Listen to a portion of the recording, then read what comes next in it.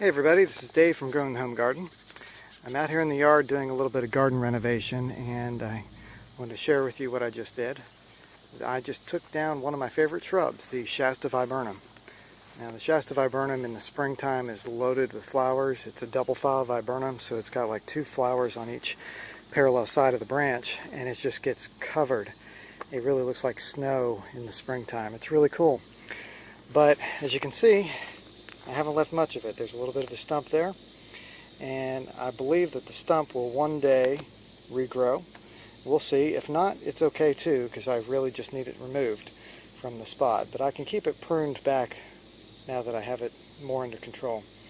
And I'm not too worried about it or too worried about losing it, because over here is another Shasta Viburnum, which actually came from a cutting off of the one I just cut down.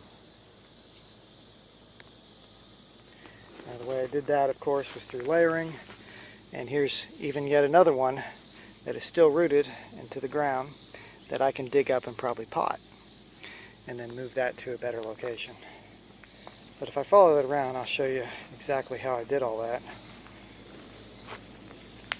Here's a piece that has got quite a few roots on it. In fact, I could probably get 2 cuttings out of this one.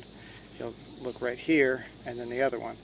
But this branch here was the main branch, and it was layered down on the ground so that where the nodes are, it actually touched the soil, and the roots formed, and it grew more branches and more roots. So I can separate that and turn that into a plant of its own eventually. Cloned cutting, so I actually don't lose any of the original plant. I'll still be able to have that, and I've done that a few other times. So I've got some others in the front yard and a couple in pots already. But it made quite a mess. I've got a lot of sticks I still need to go haul to the back. And for one tree, that's a lot of branches and leaves right there. And I didn't use a chainsaw for any of it. Many years ago, my brother and I, when we were kids, were out exploring in the woods, and we found a bow saw. And that bow saw has been kept around forever. I mean, this thing must be 30 years old, I'm guessing. But it's still in great condition, does a good job. I've never sharpened it, never even changed the blade. It's just this little orange bow saw cut down that whole thing. And when you're cutting and trying to prune things up, if you want to make sure that it doesn't rot, you cut the branches at an angle. Now, another thing I didn't do a very good job of is right here. If you did an undercut and then did the overcut to come down here, it would have already cut the bark where it needed to stop, and then it wouldn't have stripped down here. But again, I'm not too worried about preserving this particular plant, because it's one that we don't really need here in the yard and the garden. It was covering up a lot of other things, and this area used to be in full sun. Definitely isn't now.